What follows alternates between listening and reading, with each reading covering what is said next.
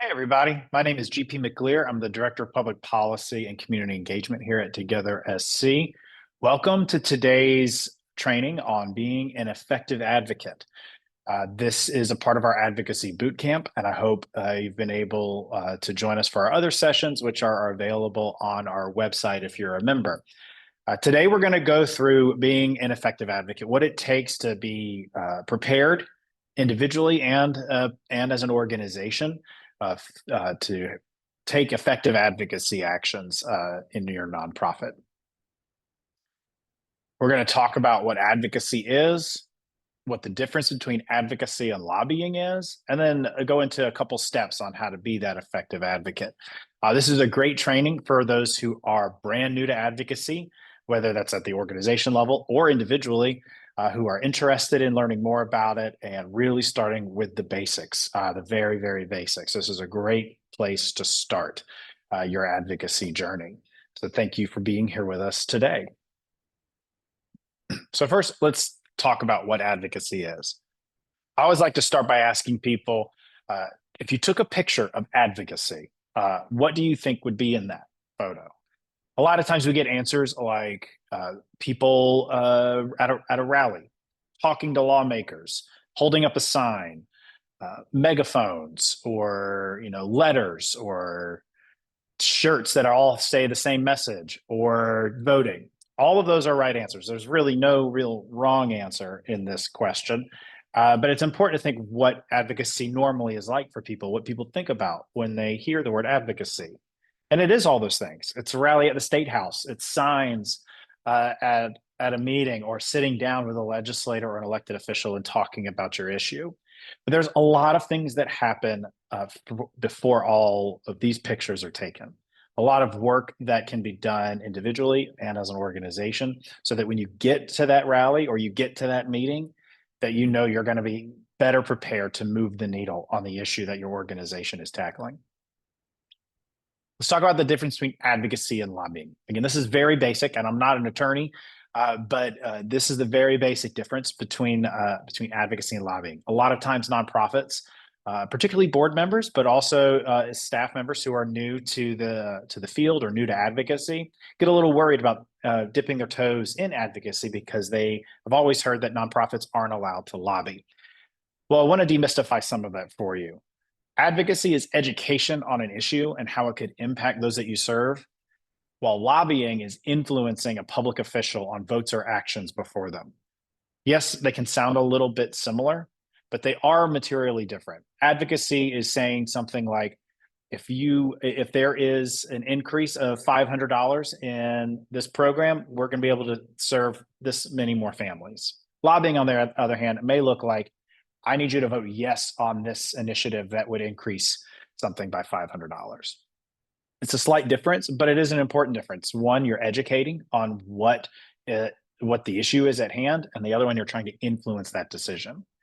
However, nonprofits also can lobby. The definition is under what your nonprofits are allowed to do is here on the slide. No substantial part of the activities can be used for carrying on propaganda or otherwise attempting to influence legislation. Time and time again, Congress has confirmed nonprofits' ability to do lobbying, but there are limits to that work. And it is not that you can't do it as your primary mission. There are some really hard limits, and I'll get to those in a second, but overall, you can do some, but you can do advocacy. You can advocate unlimited, at an unlimited amount. If you are going to do advocacy a lot in your organization, you may want to talk to either a legal counsel or tax professional on taking the H election in your 990, which essentially tells the IRS, hey, we're going to be doing some advocacy work. So you'll see some expenses or some things in our financials reflective of that. It's a good way to kind of give you a little bit of cover and less worry should a question ever arise.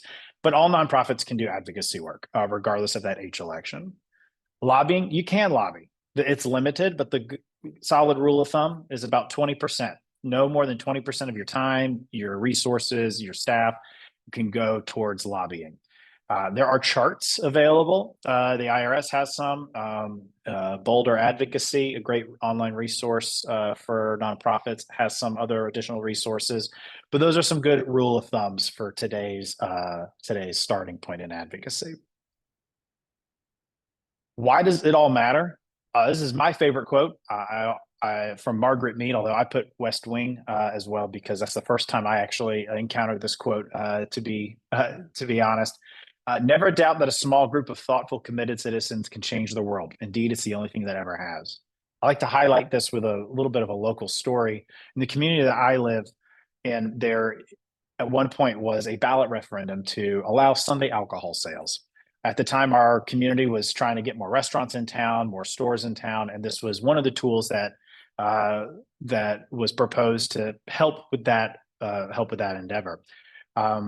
Someone in our community who we're a small town, knows everybody, looked at the list when you used to be able to sign up when you voted. Now it's electronic mostly, but you signed that piece of paper of when you went to go vote. Saw the list of people when he went to go vote and said, I don't know how this is going to go. And he called 10 people. And I'm not lying, he called 10 people. And that ended up winning by 6 votes. And now you can come have Sunday brunch here. You can go to the grocery store and pick up something if you needed it for the week. And so it just illustrates that every vote really does matter, and it takes only a small group of folks to really move the needle. We've seen elections at the State House won by 25 votes. We've seen votes on the floor of the State House win by single votes. So, and those legislators that are moving the needle on some of those have constituents that they listen to that are really influential. And sometimes it only takes a small number of folks to move the needle. So if you feel like, what am I going to be able to do?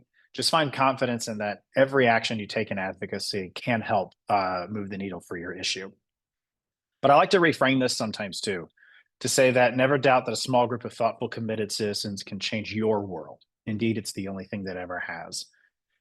We can sometimes feel like there's a lot of pressure in our work, that if we don't get this policy change at this very large state level or national level, that I'm not going to be able to do anything here. But know that it's not really about changing the whole world. It's about changing your world. And so when we talk about advocacy, we're not asking folks to think about how you're going to change the entire landscape of the political dynamics of the country, for instance. We're talking about what are you comfortable doing as an individual and what are you comfortable and confident doing as an organization to help shape your world. And that becomes a little bit more approachable and a little bit more familiar and a little bit more relational for a lot of folks. So we're going to dive into a little bit about becoming an effective advocate. What are some simple steps you can think through as either, again, as an individual or as a professional in the field or as an organization? First, plug in, which may seem a little self-explanatory, but it's important that effective advocates are informed advocates. You can't just go talk about something that you think you know a little bit about. If you want to be effective, you really got to dig in and understand your issue and the landscape it exists in. Highly recommend, of course, Together SC's newsletters to understand what's going on in the nonprofit sector writ large. But also, you may have a state association in your mission area, whether it's housing, arts and culture, food and security, education, what have you. You're going to maybe have another state association that you're also a part of that you may want to get information from. Of course, your sector newsletters, nationwide, regionally, statewide. If you're in a specific sector, there might be newsletters that are important to your sector that you want to plug into, and make sure you're getting those and make sure you're reading them. Also, local media.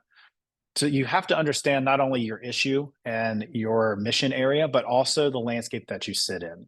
And a lot of times that the best information you can get on that is your local media, knowing how's this issue going to impact our county council members or our city council members? What is our state representative reading every morning in their inbox? What is the information they're getting? We also highly recommend policy-centered updates, whether those are like policy as in laws and legal stuff or political centered updates, just to get an idea of what the political landscape is like in particular. Not just about, what the weather's going to be today or the most recent big news story, but also what are the political dynamics? How are they shifting or moving around our issue? I also highly recommend you are plugged in with stuff you agree with and stuff that you don't. We are in a time where there are a lot of different perspectives on issues, particularly those that nonprofits try to tackle. And understanding the perspectives of those on either side of an issue is really important, so that when you approach that conversation, you are prepared to respond to potential counters on where you are coming from, but also so that you enter that conversation with some respect for the person that may disagree with you, because you want to have a productive conversation and you really want to see the needle move.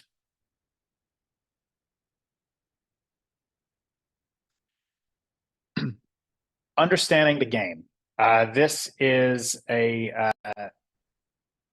something I always like to talk about. I went to a NASCAR race a couple of years ago, a number of years ago now, and I'd never been to one before. And the first 20 minutes of it were really exciting. Loud noises, lots of big crowds, cars going really fast. It was pretty exhilarating. But after 20 minutes, I kind of got a little bored, to be honest. I was like, oh, they are just going around in circles. What am I going to do? This race has just started. And I said, I'm going to pick something and I'm going to follow it. And I picked number 14, and I said, I hope he does better than wherever he is right now. And that really got me a little bit more engaged in being there. It was there with my father. We had a great time, and I walked away with a new appreciation for that sport.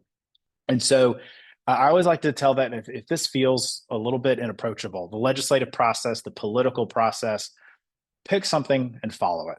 That's the best advice to start with, because by doing that, you're going to start to understand how things work. You're going to see your issue, or maybe it's a candidate. You're going to see them go through these different processes. You're going to see that issue get debated. You're going to see which subcommittee it's in, what committee it's in, and all of that.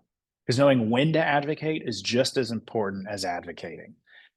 You don't want to come in too late to an issue and try to move the needle when you may have missed the window when it's the most appropriate time and most effective time to change the conversation. And you don't want to be too early either, where the real action doesn't take place for another 6 months, and you're there a little too early, and you've put a lot of time and resources and energy into that moment. You want to make sure that you're doing this the most effective time, not only for the impact, but also for the benefit of those making the decision, so that they have the information they need and the fuel they need in the moment they need it most. You can do this a few ways. Legislative tracking. Our State House website is very robust and has its own legislative tracking for free.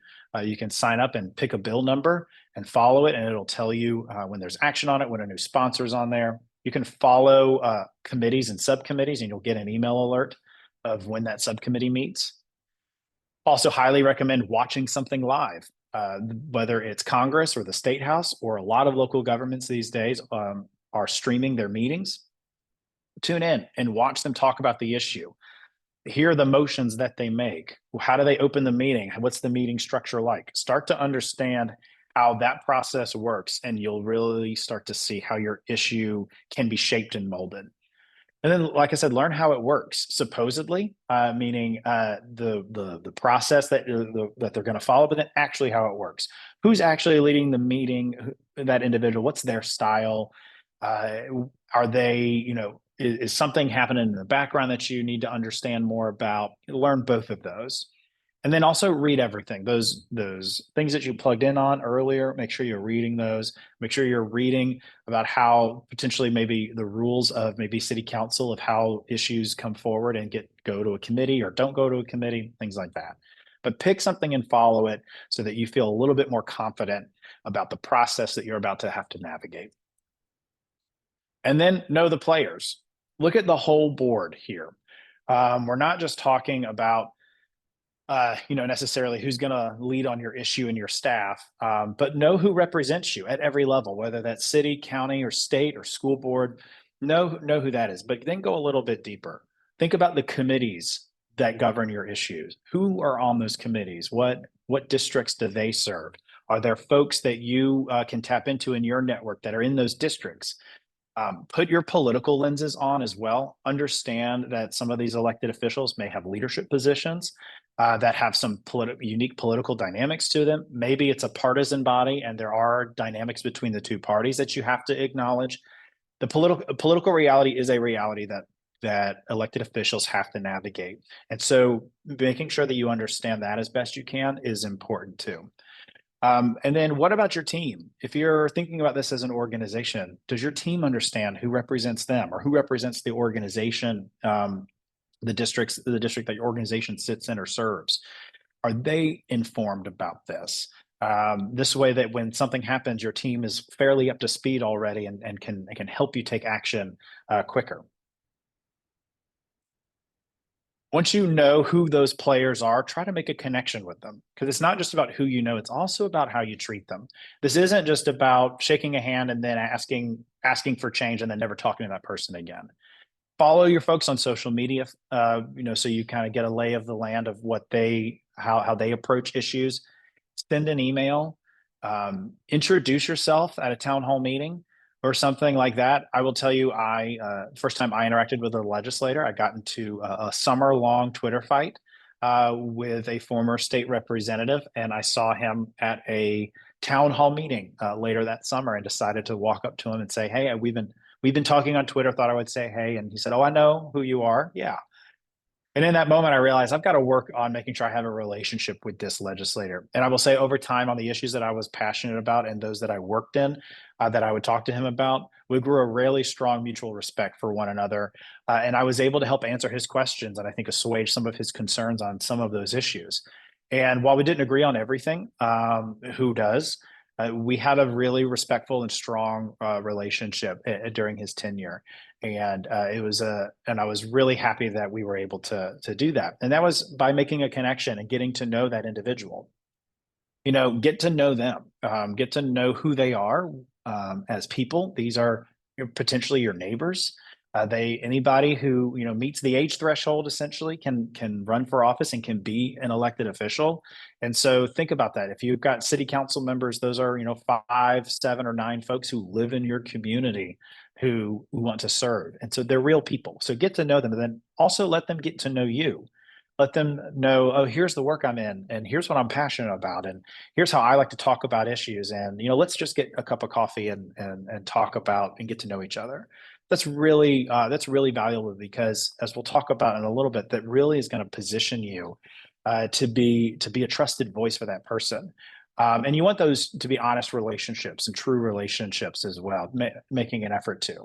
Sometimes you'll have varying degrees of success in that, of course, but that effort is really, I think, important. At the end of the day, remember, you're a constituent, so they should want to listen to you, and they should be opening their doors for you to come talk to them. And so, but you want to be sure that you're doing that in a way that they are eager to do so with you at every turn, and that they really want to sit and listen to you, and not just have the relationship be an email every couple of months. I think it's really important to reframe a bit about what we've talked about so far. The advocacy is not crisis management. A lot of times we feel like it is. An issue pops up, something's about to change in our sector, whether it's for the good or not so good, and we feel like we need to take action. And we feel like we have to rush and do all of this advocacy work immediately because there's a crisis at hand. Advocacy, if you're going to embark on this endeavor in a meaningful way, is not crisis management. It's relationship management, which you can leverage in a crisis, don't get me wrong, but it's a relationship management. These folks serve our communities. These elected officials serve our communities. They have a lot on their plate to work through. They may not be experts in every single area. And so that trust and that relationship is really important to help move the needle. I said, the legislators aren't the experts in everything. They need to rely on folks like you who are experts in your mission area, whether it's food insecurity and you work at a local food bank. They may not have that. They may not have worked in a food bank before. They don't understand because they haven't learned about it yet.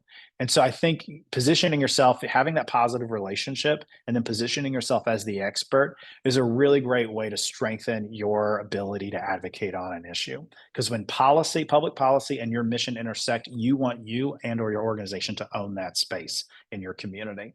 You want them to think about you when something comes up, or when they get a phone call from you, they know that it's going to be about your mission area and a public policy change that's incoming, and that you know what you're talking about.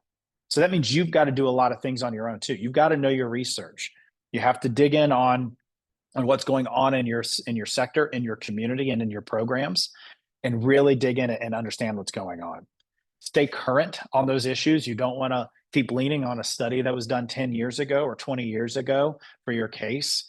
Trying to find that data and staying current on these issues is really important, because they're going to be making decisions in the moment, and they need updated data. Understand the external impacts on the decisions at hand as well. To be an expert on your issue, it's not just that, hey, we know that, that we need to use this tool to get the job done, but understand if what the impacts are what other external impacts may be existing to make that a reality. So whether it's a political dynamic that's a reality that this individual has to face, or that there's another issue that's separate from you that's impacting your ability to work, to just understand those external impacts so that you can articulate that and help navigate the complex landscape that's out there. Offer your expertise to your peers. Coalitions work really well in advocacy work in nonprofit sector, and so sharing that expertise with your peers is really important, because whatever policy change is going to help your organization is likely to help another organization doing the same work in another community, or maybe in your community. Then you can collaborate on that. So offering your expertise to your peers also positions yourself and your organization as being a stronger expert. If you're the convener of the conversation, or you're helping inform the conversation, you're also elevating the role that you play in this issue. Also, highly encourage folks not to wait for a question. There's no need to wait for a legislator to go, well, I didn't know, I don't know what the status is of something. Be proactive in offering your expertise. Send along the latest report, or your annual report. Send along an award that you got, send along a new study that just came out. Don't wait for a question to come up. You can offer this in advance. And then lastly, know how issues fit into their perspective. I think this is really important, and sometimes that we don't do enough of. Understanding, how does my issue fit into the political perspective that my elected official has? Because they are an individual and they have unique political views that they carry, and they have political dynamics that they have to balance. So finding a way as best you can, and at times it may be really hard, I acknowledge that, but as best you can, finding out how does this issue fit into their perspective, how they approach issues in this political landscape. Because if you're able to understand that and be an expert in how to put your issue into that bucket, it really strengthens your ability to be trusted in that field, to be the expert to that legislator or that elected official or councilman or councilwoman. You've got that's a really strong skill set to try to develop. Because this is why that part is really important. A lot of political issues, not all, but a lot of political issues shrink down to what is the role of government, which is a very hard, solid and core value of folks to change. It's very hard to change that viewpoint. What is the role of government in this issue? Is a very very complex question to navigate. So often the job in advocacy may not be to change their mind on that, because that's a really hard thing to change, but it's to add dimension to that view. It's to help them see that, hey, if we're able to support this sector through this public policy, then we'll have this impact. And it's not about, hey, we need you to become a totally different person in order to make this change. We're not asking that. We're asking to add dimension to their view so that they understand that they have the chance to really have systemic positive impact for their community and their district. I think this is really important to think about, and really can help measure the approach that you have when talking about some of these issues. Again, not all issues are like this, of course, but a lot of them are, and I think it's an important exercise to think through. And the last step, of course, is show up. The world is run by those who show up. Going to town hall meetings, legislative events, even those that your peers offer. I also have peer events up here. going to, a legislative, a legislative reception that maybe your chamber does, or that someone else is doing. Maybe your neighbor next door is doing something with a legislator. Public meetings, particularly at the local level, I will say public meetings, such as, hey, we're going to do a new comprehensive plan for our community. Going to those types of things help in a lot of ways. First, you are learning about the process. You're seeing how things happen. You're forming those connections with not just legislators, but also individuals that maybe have an even stronger connection with an elected official. And then also you're positioning yourself as an expert. The more you show up to things like that, the more you're seen as being a part of this conversation, as being active in these conversations. That means you're going to have a little bit more knowledge than someone who hasn't been there and hasn't been doing these things. So, and when you get to the local level and you're talking about public hearings and public meetings and workshops, those types of things really help you leave an imprint on future plans for a community, and maybe either make sure your issue is a part of that conversation, or by proxy that your issue, that you are seen as someone who is actively involved. And therefore, when an issue comes up, it's an easier conversation and a shorter runway to have that relationship with. I highly recommend going to the State House a couple times a year if you can, but at least once a session, if not more. Going to the State House is a really great exercise in learning about the process, watching the players, and then making those connections. It also helps demystify it. A lot when we take nonprofit professionals to the State House, either at our summit or at our annual legislative day. There are some who haven't been to the State House in a number of years, or maybe ever. And it's really a great experience to be able to show the State House off. The State House is beautiful. It is a really great building to go into and appreciate our state. But it also helps you navigate things at a simple level. Knowing where the restrooms are, or knowing which side the House is on, which side the Senate is on, makes you feel a little bit more comfortable than maybe you did the day before you knew where all of that was. And then visiting your legislators' offices at the State House is also a great idea, so that where their office is if you ever need to see them in Columbia, but also it helps you understand, they're not extremely ornate offices. They look like this is where they are, this is how you get to them. Next time I come, I won't bring the big bag with me because I have to go through the metal detector. Those types of little things help you in the moment where, if you've got advocacy you've got to go do, you're confident, you know where you're going, you know the most efficient way to get there, and you're comfortable in the space. And then peer events. I mentioned this earlier, but particularly at the State House, your associations, Together SC does one, but other associations, or maybe those that you collaborate with or partners, may have their own State House days. Showing them support is really important, but also it helps you, if you attend those events, to get more comfortable in all of this as well. And then, of course, vote every time. There are elections every November, not just every other November. And in some communities locally, there's elections in March or April. There's special elections. There are elections all of the time, not just for presidential years or congressional years. City council, school board, county council races, coroner, sheriffs. All of these elected positions are selected during an election day, and which happen throughout the whole year. So be sure you're plugged in with your community to understand, when do I vote, and make sure that you go do that. And make sure that your staff goes to vote, and make sure that you're dedicating time for folks to be able to vote, and encouraging those you serve to vote. Voting every time is the most important step in this process. I want to thank you for joining us today, for being an effective advocate. We have a few other trainings available on our website. If you ever have questions, feel free to reach out to our team. And thank you so much for being here. And I hope you are a little bit more comfortable today navigating the advocacy space than you were before you started this training.